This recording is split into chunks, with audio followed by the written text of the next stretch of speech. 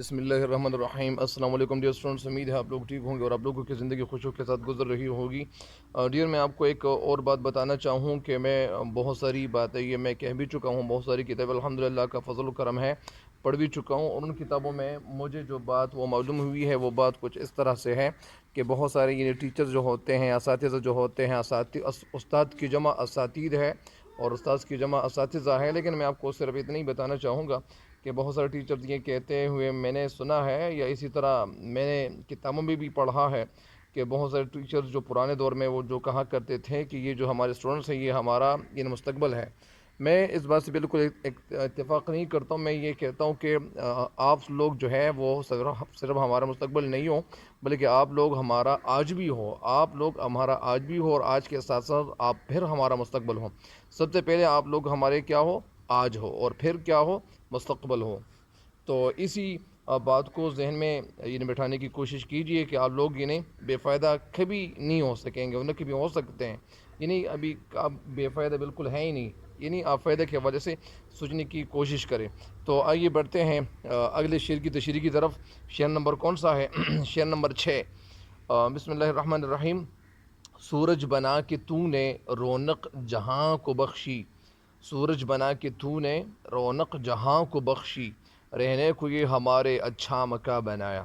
سورج بنانا اللہ تعالیٰ نے سورج جب بنایا، تو نے اے اللہ تو نے، رونق کے معنی خوبصورتی، خوبصورت بنانا، جہاں کو دنیا کو، بخشی اے اللہ تعالیٰ تو نے اس جہان کو خوبصورتی، اور خوبصورتی مطلب صرف خوبصورتی، اللہ تعالیٰ تو نے اس جہاں کو خوبصورتی، رونق خوبصورتی، اللہ تعالیٰ تو نے اس جہاں کو خوبصورتی، اور سورج کی وجہ سے اللہ تعالیٰ تو نے اس جہاں کو خوبصورتی دی، اللہ تعالیٰ تو نے اس سورج کو جب تو نے بنایا تو یہ جہان کیا ہوا؟ یہ خوبصورت ہو گیا، رہنے کو یہ ہمارے اچھا مکہ بنایا۔ اور ظاہری بات ہے کہ یہ جو رہنا ہے، جہاں ہم رہ رہے ہیں اور جہاں ہم زندگی گزار رہے ہیں، تو یہ ہمارے لیے ایک اچھا مکان اللہ تعالیٰ نے بنایا ہے۔ مکان مطلب رہنے کی جگہ، مکان مکین ہم لوگ ہیں، ہم لوگ رہ رہے ہیں، مکان مکان میں رہتے ہیں، ہماری رہنے کی جگہ کو ہم کیا کہیں گے؟ ہم مکان کہیں گے۔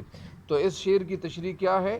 اس شعر کی تشریح میں آپ کو بتاتا چلوں کہ شاید اس شعر میں اللہ تعالیٰ نے اس دنیا میں اللہ تعالیٰ نے کوئی بھی چیز جو ہے وہ بغیر فائدہ کی نہیں بنائی ہے، یا اسی طرح اس دنیا میں اللہ تعالیٰ نے کوئی بھی چیز شعر میں اللہ تعالیٰ کی بے شمار نعمتوں کے حوالے سے کہتے ہیں کہ اس جہان میں خوبصورتی نہ ہوتی، اگر اس جہان میں سورج نہ ہوتا تو اس جہان کی خوبصورتی پھر نہ ہوتی، مطلب اس میں سورج کی خوبصورت روشنی نہ ہوتی، اور اگر غور کیا جائے تو اللہ تعالیٰ نے اس جہان کو سورج کے ذریعے نہایت خوبصورت بنایا ہے، کیونکہ ہم انسان جو اس دنیا میں زندگی گزار رہے ہیں، یہ اس لیے کہ اللہ تعالیٰ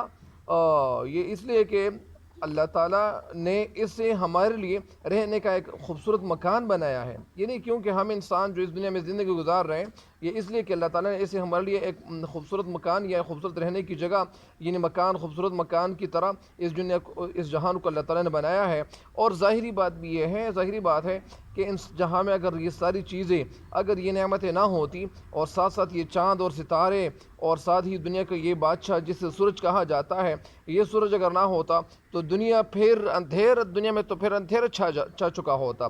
پھر یہ جس طرح رات کا وقت ہوتا ہے، بہت سارے لوگ ایسے ہوتے ہیں، بہت سارے جانور ایسے ہوتے ہیں کہ رات کا وقت جب ہو جاتا ہے تو وہ جانور، پرندے، یہ سارے جانور ہوں چاہے پرندے ہوں، وہ کہاں چلے جاتے ہیں؟ وہ اپنے گھونسلوں کی طرف چلے جاتے ہیں۔ جانور اپنے جنگل جو ان کی جگہ ہوتی ہیں، وہاں جنگل کی طرف جانور بھی چلے جاتے ہیں۔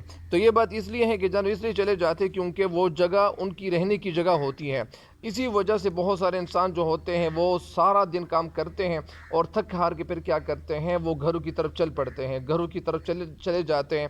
تو اسی وجہ سے یہ کیا ہوتا ہے؟ سورج، اور پھر جب رات ختم ہو جاتی ہے تو دن کے وقت سارے لوگ بہت سارے کام کرتے ہیں۔ ایسا نہیں ہے کہ اگر آپ لوگ یہ کہیں کہ سر یہ تو ایسی دنیا بھی ہے کہ جہاں 6 مہینے سورج کی روشنی ہوتی اور 6 مہینے نہیں ہوتی، تو وہ لوگ تو زندگی گزار رہے ہیں، لیکن یہاں پہ یہ ساری نعمت اللہ تعالیٰ نے ہمیں دی ہوئی ہے، تو ہم کتنی نعمتوں کا شکریہ ادا کر رہے ہیں۔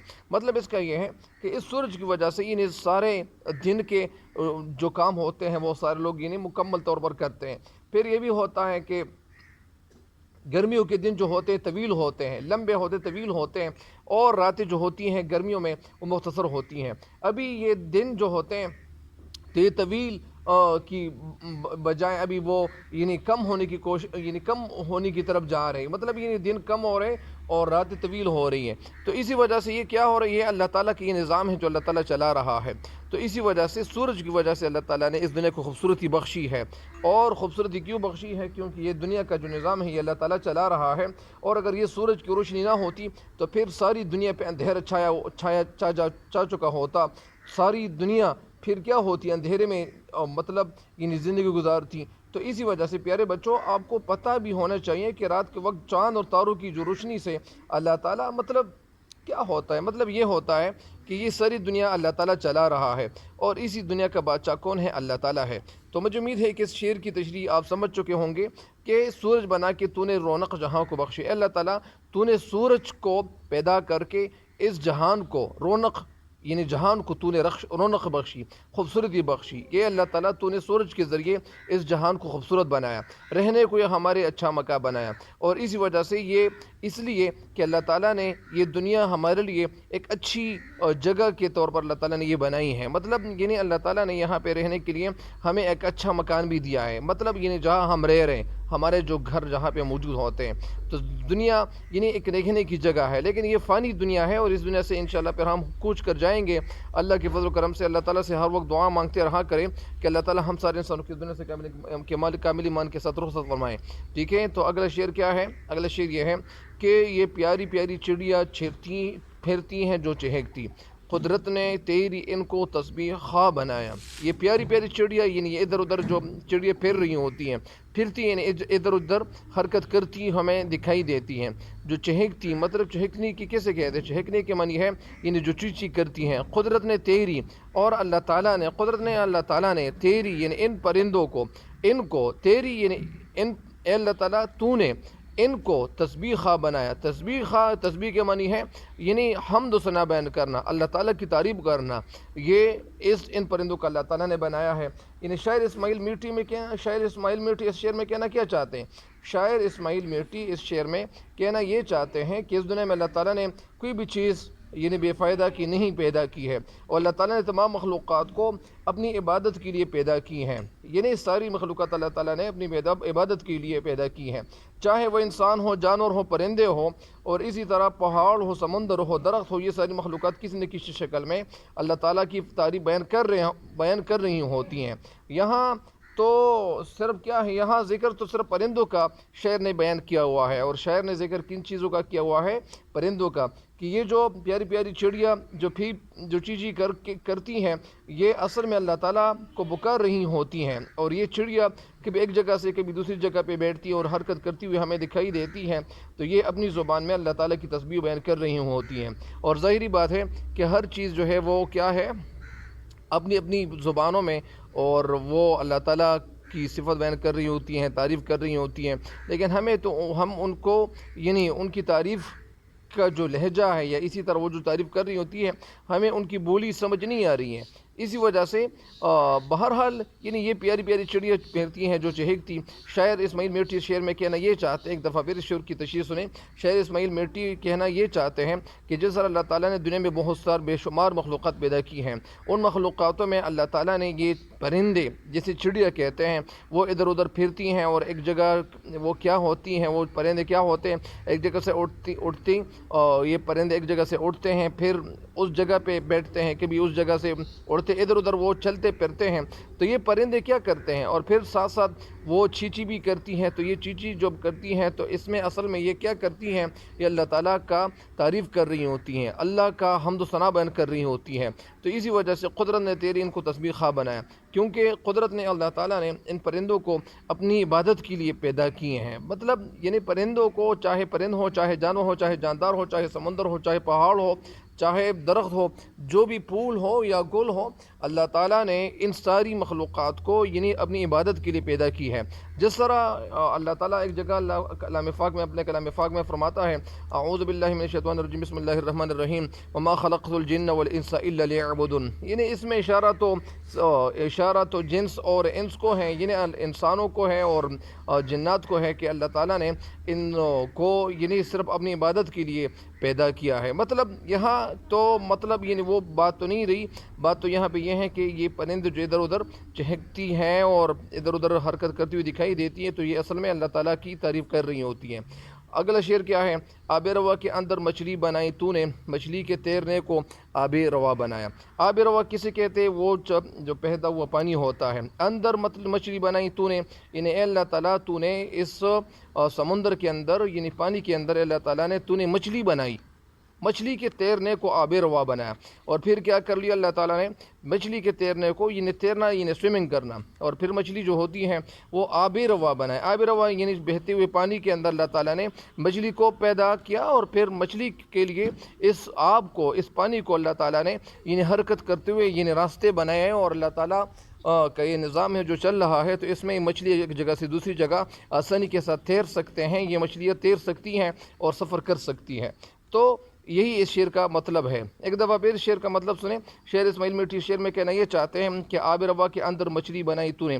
اگر آپ تھوڑا سا سوچیں کہ جب اللہ تعالیٰ نے اس دنیا کا مخلوق پیدا کرتی ہے، اور دنیا کا جو مخلوق اللہ تعالیٰ نے تخلیق کیا ہے، تو اس میں سارے جو جانور ہوتے ہیں، انسان ہوتے ہیں، تو وہ کیا کرتے ہیں؟ مطلب یعنی انسان کیا کرے؟ انسان وہ پیدل اپنے پاؤں پہ چلتے ہیں، جانور بھی پاؤں پہ چلتے ہیں، زمین کے اندر وہ رہتے ہیں، زمین کے اوپر رہتے ہیں، اسی طرح جنگل میں جانور رہتے ہیں، پرندے اوپر مطلب یعنی درختوں میں ان کے گھونسلے ہوتے ہیں، ان کے گھر ہوتے ہیں۔ اسی وجہ سے اللہ تعالیٰ نے اس مچھلی کو یعنی سمندر کے اندر اللہ تعالیٰ نے پیدا کیا، اور اسی وجہ سے آب روا کے اندر اللہ تعالیٰ نے مچھلی کو یعنی پانی کے اندر پیدا کیا، اور پانی کو پھر یعنی مچھلی کے لیے یعنی تیرنے کے لیے ایک ذریعہ بنایا۔ یعنی جس طرح ہم لوگ یعنی یہاں جو زمین پہ ادھر ادھر سفر کرتے ہیں، تو ہم گاڑیوں کے ذریعے سے سفر کرتے ہیں، پھر ہم جہازوں میں بیٹھ کے ہم سفر کرتے ہیں، لیکن مچھلی کے لیے اللہ تعالیٰ نے یہ جو خوبصورت ذریعہ بنایا ہے۔ اگر آپ مچھلی کو ایسا کریں کہ آپ مچھلی کو باہر پانی سے نکالیں، تو وہ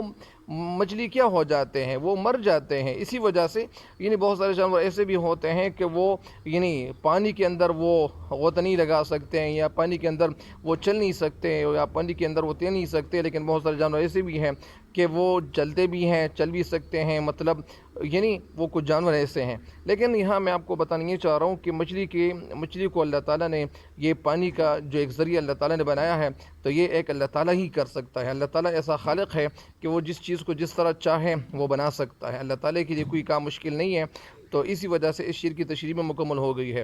آخری شعر ہے اس نظم کا، آخری شعر کیا ہے؟ ہر چیز سے ہے تیری کاریگری ٹپکتی، یہ کارخانہ تو نے کب رائے گاہ بنایا۔ ہر چیز سے یعنی ہر ایک چیز کو جب ہم دیکھتے ہیں، تیری کاریگری کسے کہتے ہیں؟ ہنرمندی، یعنی ہنر۔ جس طرح ہم کوئی گاڑی یعنی دیکھتے ہیں، تو گاڑی کو جب ہم دیکھتے ہیں تو ہمیں پتہ چل جاتا ہے کہ یہ گاڑی کس نے بنائی ہے۔ مثال کے طور پر آج کل جو تیز ترین گاڑیاں ہیں، پرانے دور میں یعنی لوگ 86 گاڑی استعمال کرتے تھے۔ سب سے پہلے وہ لوگ سائیکل استعمال کرتے تھے، سائیکل کے بعد اس طرح ترقی ہوئی، اور رفتہ رفتہ لوگ یعنی اور گاڑیوں کی طرف متوجہ ہو گئے، پھر موٹر سائیکل، اسی طرح موٹر، اور پھر یہ 86 گاڑی، اسی طرح بہت ساری گاڑی اور بھی آئی، بہت ساری گاڑیاں ہیں۔ اور آپ لوگ تو دیکھتے ہیں کہ آج کل کتنی تیز ترین گاڑیاں ہیں کہ وہ ایک جگہ سے دوسری جگہ آسانی کے ساتھ وہ سفر کر بھی سکتی ہیں، اور آسانی کے ساتھ وہ تیز ترین یعنی جا سکتی ہیں، تیز سے تیز تر جا سکتی ہیں۔ لیکن اللہ تعالیٰ کا یہ فضل ہے کہ یہ نظام اللہ تعالیٰ چلا رہا ہے۔ ہر چیز سے ہے تیری کاریگری ٹپکتی، کاریگری ہنرمندی۔ میں بتانا یہ چاہ رہا تھا کہ جب ہم گاڑی کو دیکھتے ہیں، تو گاڑی کو دیکھتے ہوئے ہمیں یہ ہنرمندی کا پتہ چل جاتا ہے کہ یہ گاڑی کس نے بنائی ہے۔ یعنی اللہ تعالیٰ نے انسان کو دماغ دیا ہوا ہے۔ ٹپکتی کے معنی کیا ہے؟ ظاہر ہونا۔ یہ کارخانہ تو نے کب رائے گاہ بنایا۔ کارخانہ یعنی جو کار ہے، کار کے معنی ہے کام، خانہ کے معنی جگہ، یعنی جو کارخانہ ہے، جو کار کی جگہ ہے، جو کام کی جگہ ہے، کب رائے گاہ بنایا۔ رائے گاہ مطلب فضول، یعنی بے فائدہ، یعنی کہنا شاید اس میں یہ چاہتے ہیں کہ اس دنیا میں جتنی مخلوقات اللہ تعالیٰ نے تخلیق کی ہے، بنائی ہے، مثال کے طور پر اگر آپ کو یہ بتا دوں کہ جو بھیڑ بکریاں ہیں، تو بھیڑ بکریاں کیا کرتی ہیں، ہم ان سے اون بھی حاصل کرتے ہیں، اور اس اون کو ہم کیا کرتے ہیں، ان سے چادروں کے لیے استعمال کرتے ہیں، ہم بھیڑ بکریوں کو گوشت کے طور پر بھی استعمال کر سکتے ہیں، اور اسی طرح ہم بھیڑ بکریوں سے اپنے لیے کھانے کا بندوبست کرتے ہیں۔ اور اسی وجہ سے یعنی اگر ہم آپ کو میں اور بھی بتا دوں کہ جس طرح ہم لوگ آکسیجن کاربن ڈائی آکسائڈ چھوڑتے ہیں، اور وہ کاربن ڈائی آکسائڈ کس چیز کا خوراک ہے، یعنی درختوں کا خوراک ہے، اور اسی طرح درخت وہ آکسیجن گیس چھوڑتی ہے، اور اسی طرح آکسیجن ہمارے لیے وہ خوراک کا ذریعہ ہے۔ تو اسی وجہ سے اس دنیا کا کوئی نظام بھی وہ بے فائدہ کی نہیں ہے۔ اگر ہم سانپ کی طرف دیکھیں تو سانپ ہمیں کتنا خطرناک دکھائی دے رہا ہے، لیکن سانپ میں اللہ تعالیٰ نے جو چیز رکھی ہوئی ہے فائدے کی، تو یہ ہے کہ وہ جو خطرناک قسم کی گیسیں ہوتی ہیں، وہ جو خطرناک قسم کی وہ جو گیسیں ہوتی ہیں، یا جو اسمیل وغیرہ وہ اپنی طرف کھینچتے ہیں منہ کے ذریعے سے، یا وہ نتنوں کے ذریعے۔ بہرحال یعنی مطلب یعنی اس دنیا میں کوئی بھی چیز وہ بے فائدہ کی اللہ تعالیٰ نے تخلیق نہیں کی، ہر چیز سے ہے تیری کاریگری ٹپکتی۔ شعر میں کہنا یہ چاہتے ہیں کہ اللہ تعالیٰ ہر چیز جس کو میں دیکھتا ہوں، تو ہر چیز میں جب میں دیکھتا ہوں تو اللہ تعالیٰ تیری قدرت دیکھتا ہوں، یہ کارخانہ تو نے کب رائے گاہ بنایا۔ اللہ تعالیٰ یہ کارخانہ جس کو میں دنیا کہتا ہوں، تو اس دنیا کو اللہ تعالیٰ نے تو نے بے فائدہ نہیں بنایا، مطلب اس جہان کو اللہ تعالیٰ نے یعنی کام کے لیے پیدا کیا ہے۔ اور اسی طرح اس دنیا میں انسان کیا کریں گے، انسان اللہ تعالیٰ کی عبادت کریں گے، اور عبادت کر کے اللہ تعالیٰ ہمیں انشاءاللہ آخرت میں اعلیٰ مقام سے اللہ تعالیٰ ہمیں نوازیں گے اور سرفراز کریں گے۔ تو اس شعر کی تشریح مکمل ہو گئی ہے، مجھے امید ہے کہ اب ان اشعار کی تشریح سے فائدہ ضرور اٹھائیں گے، اور آپ لوگ ایسا بھی کریں کہ اس چینل کے لنکس کو اپنے دوستوں کے ساتھ شیئر ضرور کریں، اور میرے چینل کو سبسکرائب بھی کریں، اور ساتھ ساتھ آپ ایسا کریں کہ جب آپ اس چینل کے لنکس اپنے دوستوں کے ساتھ شیئر کریں گے تو ان کو بھی فائدہ ملے گا انشاءاللہ، اور آپ کو بھی زیادہ فائدہ ملے گا۔ اللہ تعالیٰ آپ سب کو اس دنیا اور آخرت دونوں جہانوں میں کامیابی عطا کرے۔ مجھے بھی دعا میں یاد رکھے، تب تک کے لیے اجازت چاہتا ہوں۔ اللہ نگہبان۔